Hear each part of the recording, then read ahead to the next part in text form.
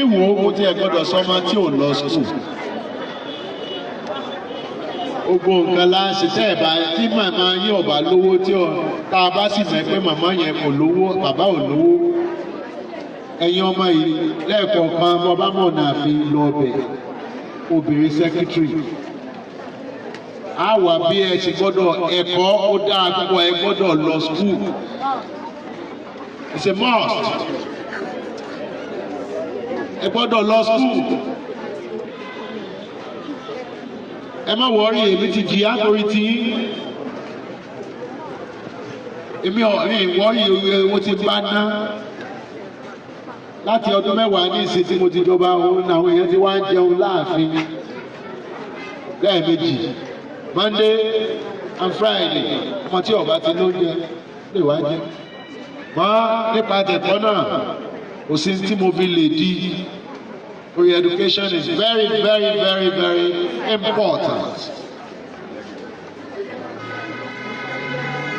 Bẹ̀rẹ̀ secretary tábà ti mẹ́kọ̀ one school ó dé láàdmission. Àwọ̀ owó tẹ̀ lọ school. Àwọ̀ owó tẹ̀ lọ òwe gíga. Ọ̀pọ̀lọpọ̀ ọmọ ni mò ń sponsor báyìí. Ọmọ mi ti wà ní poli, ọmọ mi ti wà university lẹ́nu, ọmọ mi ti dẹ̀ ọ̀lú èbó. So ní under my watch, by the grace of God Almighty, none of my sons and daughters. Bẹ́ẹ̀ mo ṣe mú yín, bí mo ṣe mú yín, bẹ́ẹ̀ ọmọ inú mi tí mo bí gangan, mo nífẹ̀ẹ́ yín jùlọ. Torí ẹ̀yin lọ́jọ́ ọ̀la mi. Òun ò ní problem ẹ má wọ̀rí, tẹ́mi bá ti ń ṣe ti ẹlòmíì, ọmọ mi náà ò lè ní problem. Ẹlòmíì ní ó sì tọ́ ọmọ mi. Ọba dandan ni ẹ̀rọ. Bẹ́ẹ̀ni bá ti nífẹ̀ẹ́ yín ju ọmọ mi lọ, ẹlòmíì ní ó nífẹ̀ẹ́ ọmọ mi ju ọmọ rẹ̀ lọ. Ẹ̀san ni. It is the law of karma.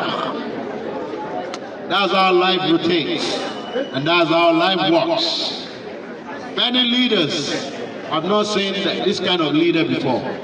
A leader that loves, a leader that takes care of his subjects, a leader that does not want any of his subjects to suffer. I am a proud leader. It doesn't matter. I know what I do. I know what I stand for. I stand for the next generation. I stand for today, and I stand for tomorrow. Yóò dáa fún yín o. Lẹ́ni gan-an, ẹ̀yin ọmọ yìí, bẹ́ẹ̀ bá ṣe ń lọ ilé ẹ̀kọ́, bẹ́ẹ̀ náà ni kẹ́ ẹ máa wo sí ọwọ́ kan lẹ́gbẹ̀ẹ́. Wọ́n pè skills acquisition. Tẹ́bi òfin ní pọ́. Bíjọba bá lè ríṣẹ́ fún gbogbo yín yóò ríṣẹ́, ṣùgbọ́n bíjọba tó ríṣẹ́ fún ọ, ọ̀rọ̀ Nàìjíríà ó ti di woro sí woro. Wọ́n ṣe ń kírètì iṣẹ́ ni ọmọ ẹ̀tọ́ bá lówó tọ́ lọ́lá ìní ríṣẹ́ ní ìsìn. Tí o tọ́ ọba lọ sùkúù tó ọba tí ríṣẹ́ iṣẹ́ ọwọ́ kọ̀ọ̀kan ó fi bá ṣe kíni. Ọba tí ń lọ school. It is called volunteerism. Just go and volunteer. How waste time, man? Ẹ̀yin ìyá wa, ẹ má gbé igbá láwọn ọmọ ẹ̀ lórí tí wọ́n fi nílè lọ school. Ẹ̀yin bàbá, ẹ má gbé igbá láwọn ẹ jẹ́ kí wọ́n lè lọ ṣẹ́kọ̀ọ́. So àwọn ọmọ ẹ̀ náà ni wọ́n wà jẹ́ ọmọ àmúyangàn.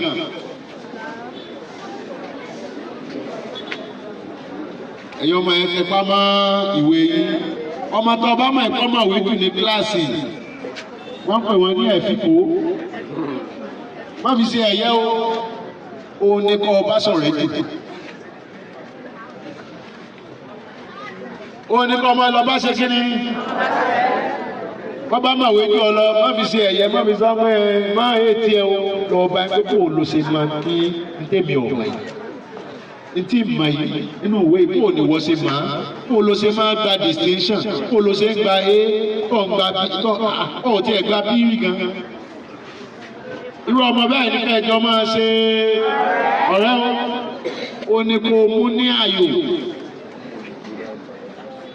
lọ́rẹ́ rẹ gidi mo dẹ̀ fẹ́ káwọn teachers náà àtẹ̀yìn fíṣù ọmọ tẹ bá mọ̀ pé ó smart gan tó ní distinction ẹ máa mú wọn ẹ máa identify wọn ẹ̀yin fíṣù please identify those kids àwọn ọmọ tó bá ti ń ṣe dáadáa gan ẹ jẹ́ ká identify wọn ẹ jẹ́ ká lè monitor wọn.